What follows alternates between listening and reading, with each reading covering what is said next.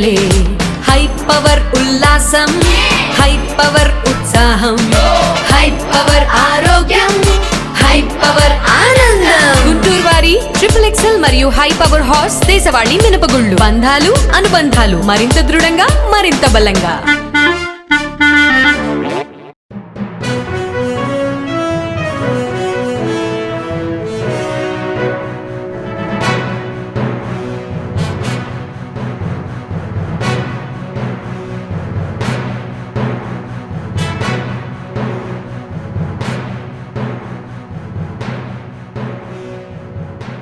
నమస్కారం, welcome to NXTG news.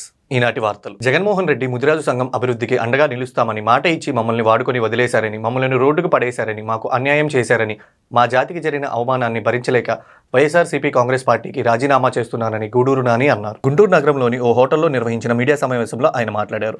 మా ముదిరాజు సంఘాన్ని నుంచి అలాగే బీసీ సంఘాల నుంచి వైఎస్ఆర్సీపీలో బీసీ విభాగాన్ని నా మీద వేసుకుని రాష్ట్రంలో చాలా జిల్లాలు పర్యటించడం జరిగిందన్నారు. 2019 ఎన్నికల్లో బీసీ వాదాన్ని నా మీద వేసుకుని జగన్మోహన్ రెడ్డిని గెలిపించడం కోసం రాష్ట్ర వ్యాప్తంగా ప్రచారం చేశానని అన్నారు. ఆర్థికంగా మేము ఎంతో దెబ్బతిన్నామని ఆయన చెప్పారు. మరి ఇక్కడ లోకల్ నాయకులు పట్టించుకోండి, పార్టీ కోసం ఎన్నో చేశారని, అలాగే నా ముదిరాజు కమిటీకి ఎన్నో ఇబ్బందులు ఉన్నాయని ఆయన చెప్పారు. రాష్ట్రంలో 18 లక్షల మంది ముదిరాజులు వైఎస్ఆర్ కాంగ్రెస్ పార్టీకి ఓటు వేశామని చెప్పారు. మాకు కమిటీ హాళ్లు కట్టించి ఇవ్వమని ఎన్నిసార్లు మొరపెట్టుకున్నా లాభం లేదని, పార్టీ కోసం నా సొంత డబ్బు 25 మీటింగ్ హాళ్లు పెట్టామని ఆయన తెలిపారు. మా ముదిరాజు కమిటీ తరపున విడుదల రజనీకి బీఫామ్ తీసుకొని మాకు న్యాయం చేయలేదని మండిపడ్డారు. మంత్రిగా ఉన్నప్పుడు ముదిరాజు కమిటీ కట్టించమని ఎన్నోసార్లు రిక్వెస్ట్ చేశామని, కానీ ఉపయోగం లేదని మండిపడ్డారు. ఇప్పటి వరకు ఏ మంత్రి మీద రానన్ని కంప్లైంట్స్ విడుదల రజనీ మీద వచ్చాయని ఆయన తెలిపారు. అవినీతితో మా ముదిరాజు కమిటీకి పరువు తీశారని, కమిటీ పేరును వాడుకొని విడుదల రజనీ ఎంతో అవినీతి చేసిందని, వైసీపీని నమ్ముకొని మాలాంటి యువత ముదిరాజులు బీసీ కులంలో ఉన్న అన్ని ఉపకులాల వారిని నమ్ముకొని మోసపోయామని ఆయన తెలిపారు. పార్టీ పుట్టినప్పటి నుంచి పార్టీతో పాటు గుంటూరు నగర నాయకులతో, ఉమ్మడి గుంటూరు జిల్లా నాయకులతో, అలాగే జగన్ గారితో ఇన్ని సంవత్సరాలు ప్రయాణం చేశాం. మా ముదిరాజు సంఘం నుంచి, అలాగే బీసీ సంఘం నుంచి గత 5 సంవత్సరాలు అయితే వైఎస్ఆర్సీపీలో బీసీ విభాగాన్ని అయితే నా మీద వేసుకొని రాష్ట్రంలో చాలా జిల్లాలు రాష్ట్ర వ్యాప్తంగా పర్యటించడం జరిగింది. బీసీ వాదాన్ని బీసీలో తీసుకువెళ్ళి బీసీ ఓటింగ్ని జగన్ గారి వైపు మళ్లించడంలో 2019లో సఫలమయ్యాం. ఆ రోజు మాకు ఆర్ కృష్ణయ్య గారు కూడా చెప్పింది అదే, మనం జగన్ గారిని నమ్మి వెళ్దాం, ఆయనతో ప్రయాణం చేద్దామని.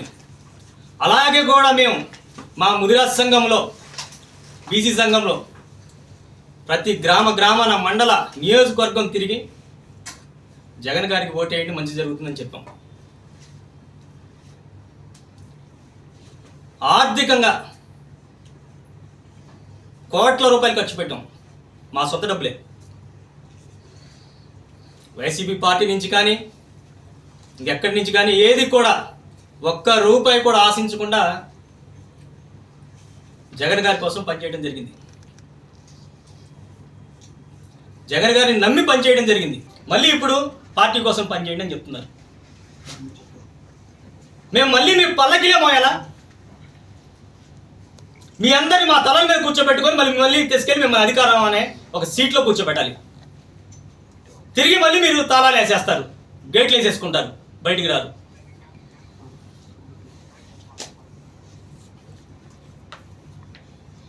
మా కమ్యూనిటీ గురించి అయితే ఈ విడుదల రజనీ అనే మాజీ మంత్రి గారిని అయితే కొన్ని వందల సార్లు ఆమెని కాళ్ళు గడ్డాలు పట్టుకొని అడిగాను. సరే, జగన్మోహన్ రెడ్డి గారు ఎలా కలవట్లేదు కదమ్మా, మీరు ఎలాగో మా ముదిరాజ్ కమ్యూనిటీ నుంచి బీఫారం తీసుకుంటున్నారు, ఎమ్మెల్యేకి పోటీ చేస్తున్నారు, కనీసం రాష్ట్రంలో 18 లక్షల మంది ఓటేస్తున్నాం కదా, మీరు అధికారంలో ఉన్నారు, మంత్రిగా ఉన్నారు, మన ముదిరాజుకి రాష్ట్రంలో 26 జిల్లాలు ఎక్కడ ఒక కమ్యూనిటీ భవనం లేదు, ఒక స్థలం లేదు, గుంటూరులో తీసుకుందాం, మన స్థలం ఇప్పించండి ప్రభుత్వం తరపున. కుటుంబ బాధ్యతల్లో పడి మహిళలు ఆరోగ్యాన్ని నిర్లక్ష్యం చేయడం మంచిది కాదని గుంటూరు పశ్చిమ ఎమ్మెల్యే గల్లా మాధవి అన్నారు. మహిళా దినోత్సవాన్ని పురస్కరించుకొని గుంటూరు జిల్లా టీడీపీ కార్యాలయంలో 2 రోజుల పాటు మహిళలకు ఉచిత వైద్య శిబిరం ఏర్పాటు చేశామని, మహిళలు ఈ కార్యక్రమాన్ని సద్వినియోగం చేసుకోవాలని ఎమ్మెల్యే గల్లా మాధవి కోరారు. సరి సమానంగా మనకు ఉన్నారు. వారి ఆరోగ్యం పట్ల వారు శ్రద్ధ చూపరు. ఎప్పుడు కూడా వారు ఆరోగ్యంగా ఉంటే ఆ కుటుంబం ఆరోగ్యంగా ఉంటుంది. కార్యకర్తలకి ముందు మనం ఈ హెల్త్ క్యాంప్ నిర్వహించాలి అని చెప్పి నేను భావించడం జరిగింది. రానున్న రోజుల్లో 2 నెలలకు ఒకసారో లేదా నెలకు ఒకసారో అవకాశాన్ని బట్టి ప్రతి డివిజన్ లో కూడా అందరు మహిళలకి ఒక హెల్త్ క్యాంప్ ని నిర్వహించి ముందుకు తీసుకెళ్లాలి అని అనుకుంటున్నాను. రాష్ట్రంలో ఎక్కడా బెల్ట్ షాపులు లేకుండా చేసేందుకు ప్రభుత్వం కఠినంగా వ్యవహరిస్తుందని ఎక్సైజ్ శాఖ మంత్రి కొల్లు రవీంద్ర వెల్లడించారు. బెల్ట్ దుకాణాల మండలిలో వైసీపీ సభ్యురాలు కళ్యాణి అడిగిన ప్రశ్నలకు మంత్రి సమాధానం ఇచ్చారు. బెల్ట్ షాపులు నియంత్రించడం వల్లే ప్రస్తుతం రాష్ట్రానికి మద్యంపై ఆదాయం పెరిగిందని ఆయన తెలిపారు. అనేవి లేదా మద్యం అమ్మకాలు ఏంటంటే ఎంత గవర్నమెంట్ డేటా మనం ఒకసారి తీసుకుంటే అధ్యక్ష 2024 డిసెంబరు 2023 డిసెంబరు మధ్య తేడా చూద్దాం అధ్యక్ష. మద్యం అమ్మకాల్లో లెక్కరు అమ్మకాలేమో 18% పెరిగాయి అధ్యక్ష. బీర్ల అమ్మకాలు 40% పెరిగాయి అధ్యక్ష. ఎన్ని మద్యం షాప్స్ మీద ఇలా బెల్ షాప్స్ ఉన్నాయని కేసులు పెట్టారు. యాక్చువల్లీ చెప్పాలంటే అధ్యక్ష కావాలంటే చాలా వీడియోస్ కూడా ఉన్నాయి అధ్యక్ష. వాటన్నిటి మీద కేసులు పెట్టారా లేదా మంత్రి గారికి గౌరవ మంత్రి గారికి సభకి నేను సమర్పిస్తాను అధ్యక్ష. రెండోసారి దొరికితే ఆ లైసెన్సే క్యాన్సిల్ చేస్తామన్నారు. అలా ఏమైనా క్యాన్సిల్ చేశారా?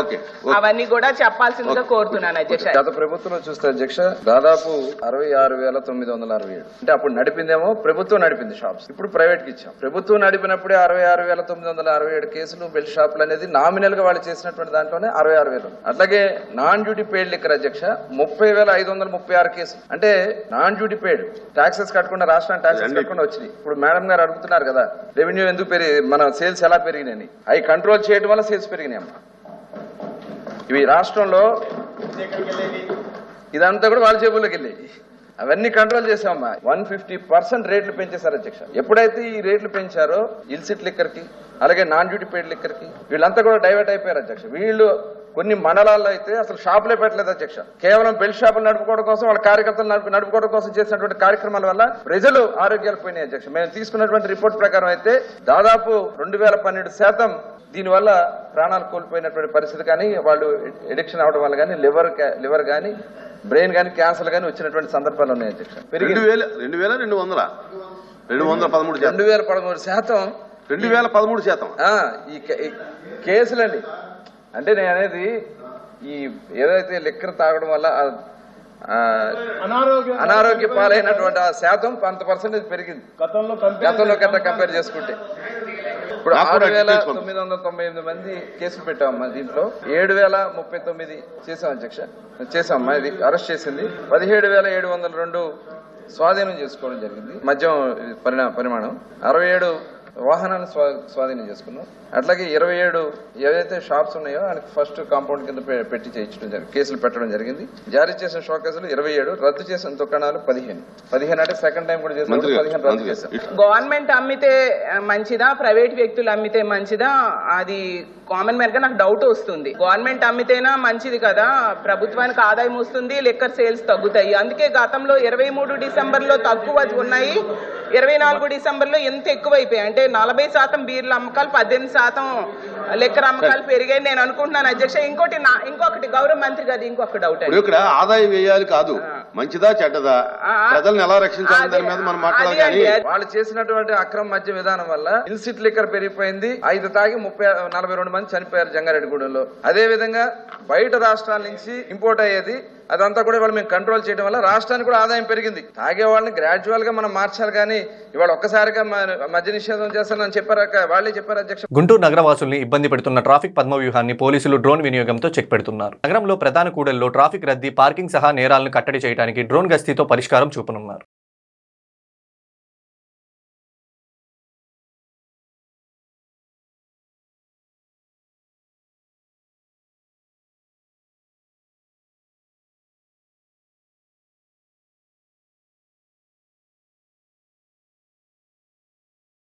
కర్నూలు జిల్లాలో విద్యార్థుల డ్రాప్ అవుటింగ్ తగ్గించేందుకు తీవ్రంగా కృషి చేస్తామని మంత్రి లోకేష్ తెలిపారు. వలసల కారణంగానే విద్యార్థులు మధ్యలోనే విద్యకు దూరం అవుతున్నారని ఎమ్మెల్యేలు అసెంబ్లీ ప్రశ్నోత్తర సమయంలో మంత్రి లోకేష్ దృష్టికి తెచ్చారు. దీనిపై స్పందించిన లోకేష్ ఆపార్ ఐడి సంకేతాలను ఉపయోగించుకొని విద్యార్థులు డ్రాప్ అవుటింగ్ తగ్గించే చర్యలు చేపడతామని తెలిపారు.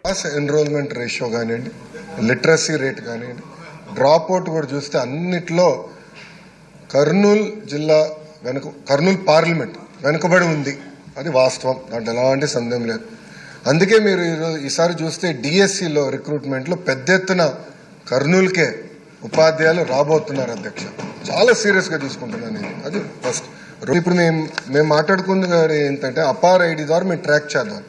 ఒక కంట్రోల్ రూమ్ పెట్టి ట్రాక్ చేసి పిల్లలు ఎక్కడున్నారు, ఒక వారం పాఠశాలకు రాకపోతే ఎందుకు రావట్లేదు, ఎక్కడికి వెళ్ళారు ఈ పిల్లలు అనేది ఇప్పటి నుంచి ట్రాక్ చేద్దాం. సో ఆ ఐటీ ఇన్ఫ్రాస్ట్రక్చర్ మొత్తం మేము తయారు చేస్తున్నాం. ఎడ్యుకేషన్ పైన ఎటుకో షార్ట్ డిస్కషన్ ఇన్ డీటెయిల్ వెళ్ళిపోతే ట్రాక్ చేసి ఒక్కరు కూడా డ్రాప్ అవుట్ అవ్వకూడదు అని మేము ఆలోచించేది 2 విషయాలు. ఒకటి, ఇప్పుడున్న సంక్షేమ హాస్టల్స్ ఎట్లా బలోపేతం చేయాలి. ఒక భాగం అయితే వలసలుగా వెళ్తారు అధ్యక్ష. ప్రధానంగా వాళ్ళందరూ మిర్చి సమయంలో ఇక్కడికి వచ్చి గుంటూరులో ఎక్కువ శాతం మంది ఇక్కడ ఉంటారు. సో వాళ్ళు ఇక్కడికి వచ్చినప్పుడు ఇక్కడ అడ్మిషన్స్ ఇవ్వచ్చా, దానికి విధి విధానాలు ఏంటి అంటే వచ్చేది ఒక 4 నెలలు 5 నెలలకి ఇక్కడ అడ్మిషన్స్ ఇచ్చి వాళ్ళ పిల్లలకి చదువు ఇక్కడ కొనసాగించవచ్చా, ఎందుకంటే అక్కడ స్కూల్ కిట్ ఎట్టుకు ఇస్తాం కనుక ఇక్కడ చేయొచ్చు. ఆ ట్రాకింగ్ కూడా ఇప్పుడు మొదలు పెడతాం. అది ఒక భాగం. అంటే ఒక పక్కన హాస్టల్స్, ఇంకో పక్కన ఈ ట్రాకింగ్ 2 ఉంటేనే డ్రాప్ అవుట్ రేట్ తగ్గుతుంది. దాంట్లో ఎలాంటి సందేహం లేదు. వాళ్ళ తల్లిదండ్రులకి విద్య లేక వాళ్ళు ఎట్లయితే వలసలుగా వెళ్లాల్సి వస్తుందో అలాంటి పరిస్థితి పిల్లలకి రాకూడదు అనే ఆలోచనతో గతంలో పనిచేయలేదు. ఇది చాలా సీరియస్గా తీసుకుంటున్నాము. దాన్ని మీకు ఎలాంటి డౌట్ వద్దు. అసెంబ్లీ సెషన్లు అయిన తర్వాత కూడా గౌరవ సభ్యులందరితో కూర్చుంటాను. ఆ పార్లమెంట్ సంబంధించిన సభ్యులతో we will discuss threadbare. Saraswati power వాటాల బదలాయింపు వివాదంలో తన తల్లి విజయమ్మను ముందుంచి షర్మిల వెనకుండి వ్యూహమంతా నడిపిస్తుందని జగన్ ఆరోపించారు. ఆమె అత్యాశకు పోయి తమ ఆస్తి లాక్కోవాలని చూస్తుందన్నారు. కోర్టు కేసుల దృష్ట్యా వాటాలు అమ్మ పేరిట ఉంచితే గిఫ్ట్ డీడీలను అడ్డుపెట్టుకుని షర్మిల కాజేయాలని చూస్తుందని, ఆమెపై ఒకప్పుడు ఉన్న ప్రేమ ఆప్యాయత ఇప్పుడు లేవంటూ ఎన్సీఎల్టీలో దాఖలు చేశారు.